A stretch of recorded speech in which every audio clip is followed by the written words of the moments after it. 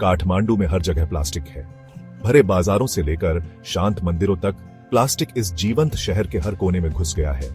यह उन बैग्स में है जो हम ले जाते हैं, उन बोतलों में जिनसे हम पीते हैं, और यहां तक कि हमारी रोजमर्रा की जरूरत की चीजों की पैकेजिंग में भी। प्लास्टिक की सुविधा ने इसे हमारे जीवन का एक सर्वव्यापी हिस्सा बना दिया है, लेकिन किस कीमत पर? सड़कें प्लास्टिक कचरे से अटी पड़ी हैं और नदियां फेंकी गई बोतलों और बैग्स से भरी हुई हैं। यह एक बढ़ती हुई समस्या है जिस पर हमारा ध्यान और कार्रवाई की मांग है। लेकिन क्या होगा अगर मैं आपको बताऊं कि इसके बिना रहना संभव है? एक ऐसी दुनिया की कल्पना कीजिए जहां हम टिकाऊ विकल्पों पर निर्भर हैं, जहां हमारी पसंद पर्यावरण के प्रति हमारी प्रतिबद्धता को दर्शाती है। यह एक कठिन काम है, लेकिन असंभव नहीं। प्लास्टिक मुक्त जीवन की यात्रा छोटे सचेत निर्णयों से शुरू होती है। हर बार जब हम प्लास्टिक की थैली को मना करते हैं या पुनः प्रयोज्य कंटेनर चुनते हैं, तो हम एक स्वच्छ हरित भविष्य की ओर एक कदम बढ़ाते हैं। मैंने नेपाल के मध्य में 7 दिनों तक पूरी तरह से प्लास्टिक मुक्त रहने की चुनौती दी। इसका मतलब था कोई प्लास्टिक बैग नहीं, कोई प्लास्टिक की बोतलें नहीं और कोई प्लास्टिक पैकेजिंग नहीं। यह देखने के लिए एक व्यक्तिगत प्रयोग था कि क्या मैं प्लास्टिक पर निर्भर हुए बिना दैनिक जीवन की जटिलताओं को नेविगेट कर सकता हूँ। पुनः प्रयोज्य बैग, स्टेनलेस स्टील के कंटेनर और बहुत दृढ़ संकल्प के साथ मैं इस यात्रा पर निकल पड़ा। प्लास्टिक के बिना खरीदारी करने से लेकर वैकल्पिक पैकेजिंग खोजने तक इस हफ्ते मेरी सीमाओं का परीक्षण किया। पहली चुनौती किराने की खरीदारी थी। मुझे ऐसे स्टोर ढूंढने थे जो थोक सामान की पेशकश करते थे या मेरे अपने कंटेनरों का उपयोग करने के लिए तैयार थे। यह धैर्य और रचनात्मकता की परीक्षा थी। मैंने सब्जियों को कागज में लपेटा, अनाज के लिए कपड़े के थैलों का इस्तेमाल किया और यहाँ तक कि एक स्थानीय विक्रेता भी मिला जो कांच की बोतलों में दूध बेचता था। क्या मैं वास्तव में एक ऐसे शहर में प्लास्टिक से बच सकता हूँ जहाँ यह इतना प्रचलित है? बाजार प्लास्टिक से लिपटे सामानों से भरे हुए थे और यह एक असंभव काम लग रहा था, लेकिन मैं कोई रास्ता खोजने के लिए दृढ़ था। मैंने अपने दैनिक जीवन में प्लास्टिक के सबसे आम स्रोतों की पहचान करके शुरुआत की और विकल्पों की तलाश की। यह एक सीखने की प्रक्रिया थी और मुझे लचीला और साधन संपन्न होना था। पहला दिन आशावाद के साथ शुरू हुआ। मैं चुनौती को लेकर उत्साहित था और अपनी तैयारियों में आश्वस्त था। मेरे पास मेरे पुनः प्रयोज्य बैग, कंटेनर और प्लास्टिक मुक्त दुकानों की एक सूची थी। पहला दिन सुचारू रूप से बीता और मुझे उपलब्धि का एहसास हुआ, लेकिन जैसे जैसे दिन बीतते गए प्लास्टिक के बिना जीने की हकीकत सामने आने लगी। मैं अपने बैग और कंटेनर लाया, लेकिन जल्दी ही महसूस किया कि प्लास्टिक हमारे दैनिक जीवन में कितना अंतर्निहित है। स्नैक्स की पैकेजिंग से लेकर पर्सनल केयर प्रोडक्ट्स की बोतलों तक प्लास्टिक हर जगह था। यह उस सुविधा की निरंतर याद दिलाता था जिसके हम आदी हो गए हैं और इससे मुक्त होने की चुनौती है। प्लास्टिक पैकेजिंग के बिना खाना ढूंढना एक चुनौती थी। बाजार प्लास्टिक से लिपटी सब्जियों से भरे हुए थे और यहाँ तक कि छोटी छोटी चीजें भी प्लास्टिक में बंद थीं। मुझे अपनी खरीदारी के साथ रचनात्मक होना पड़ा। ऐसे विक्रेताओं की तलाश करनी पड़ी जो बिना प्लास्टिक के बेचने को तैयार थे या अपनी पैकेजिंग बनाने के तरीके खोज रहे थे। चावल और दाल जैसी बुनियादी चीजें भी प्लास्टिक में लिपटी हुई आती थी। यह देखकर निराशा हुई कि प्लास्टिक कितना व्यापक हो गया है। मुझे ऐसे स्टोर ढूंढने थे जो थोक विकल्प प्रदान करते थे या मेरे अपने कंटेनरों का उपयोग करने को तैयार थे। यह धैर्य और दृढ़ता की परीक्षा थी। पर्सनल केयर प्रोडक्ट्स प्लास्टिक के बिना लगभग असंभव।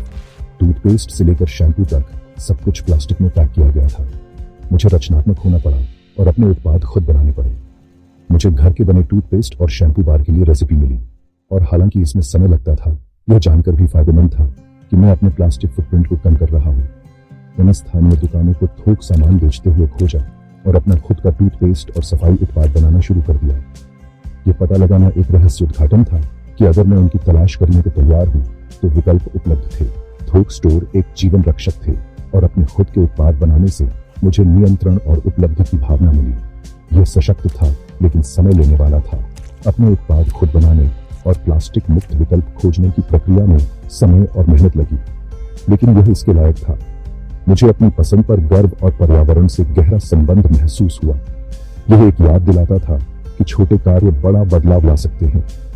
अंतिम दिन विजय और असफलताओं का मिश्रण थे। निराशा के क्षण थे जब मुझे प्लास्टिक मुक्त विकल्प नहीं मिला, लेकिन खुशी के क्षण भी थे जब मैं सफल हुआ। यह भावनाओं का उतार चढ़ाव था, लेकिन हर दिन नए सबक और अंतर्दृष्टि लेकर आया। मैं प्लास्टिक के उपयोग को कम करने की कोशिश कर रहे दूसरों के साथ जुड़ा और स्थिरता के बारे में बहुमूल्य सबक सीखा। सामुदायिक समर्थन अविश्वसनीय था और मुझे एहसास हुआ कि मैं इस यात्रा में अकेला नहीं था। ऐसे कई अन्य लोग थे जो प्लास्टिक कचरे को कम करने और पर्यावरण पर सकारात्मक प्रभाव डालने के बारे में भावुक थे। काठमांडू में प्लास्टिक मुक्त रहना चुनौतीपूर्ण है, लेकिन असंभव नहीं है।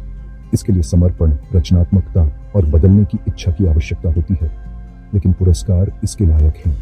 मैंने उपलब्धि की भावना और समुदाय और पर्यावरण के साथ गहरा संबंध महसूस किया। यह एक अनुस्मारक था कि हम सभी में बदलाव लाने की शक्ति है। छोटे बदलाव महत्वपूर्ण प्रभाव पैदा कर सकते हैं। क्या आप चुनौती स्वीकार करेंगे? यह पूर्ण होने के बारे में नहीं है, बल्कि सचेत विकल्प बनाने और अधिक टिकाऊ भविष्य की ओर छोटे कदम उठाने के बारे में है। हर क्रिया मायने रखती है और साथ मिलकर हम कम प्लास्टिक और अधिक आशा वाली दुनिया बना सकते हैं। अगर आपको यह यात्रा प्रेरणादायक लगी हो तो अधिक स्थायी जीवन चुनौतियों के लिए लाइक, शेयर और सब्सक्राइब करें।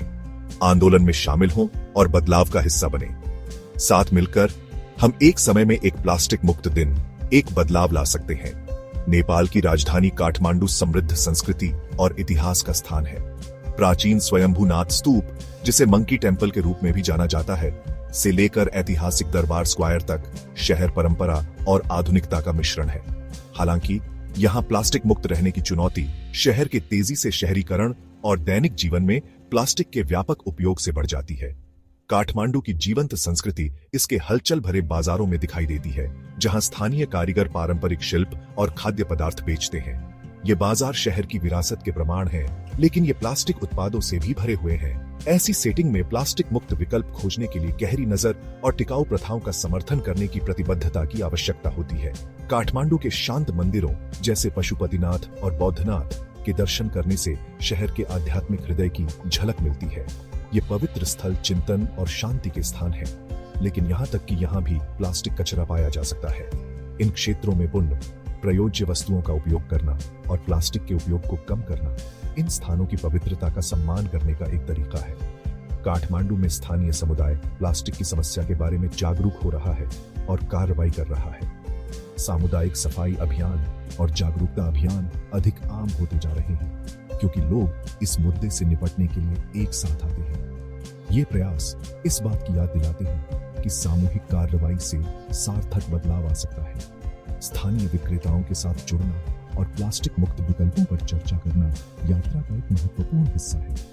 कई विक्रेता प्लास्टिक के उपयोग को कम करने के विचार के लिए तैयार हैं और विकल्प प्रदान करने को तैयार है। इन संबंधों का निर्माण और स्थानीय व्यवसायों का समर्थन करना, जो स्थिरता को प्राथमिकता देते हैं, एक महत्वपूर्ण प्रभाव डाल सकते हैं। इस यात्रा पर विचार करते हुए मुझे एहसास हुआ कि काठमांडू में प्लास्टिक मुक्त रहना केवल व्यक्तिगत विकल्पों के बारे में नहीं है, बल्कि समुदाय और संस्कृति के बारे में भी है। यह एक स्थायी भविष्य की वकालत करते हुए शहर की विरासत को अपनाने के बारे में है। चुनौतियां वास्तविक हैं, लेकिन सकारात्मक बदलाव की ओर से भी है। जैसे ही काठमांडू में सूरज डूबता है, यह आशा और नई शुरुआत का प्रतीक है। प्लास्टिक मुक्त जीवन की यात्रा जारी है, लेकिन उठाया गया हर कदम एक उज्ज्वल, स्वच्छ भविष्य की ओर एक कदम है। आइए हम सचेत विकल्प बनाना जारी रखें और दूसरों को इस रास्ते पर चलने के लिए प्रेरित करें। साथ मिलकर हम एक ऐसी दुनिया बना सकते हैं जहाँ स्थिरता आदर्श है और प्लास्टिक कचरा बीते दिनों की बात है।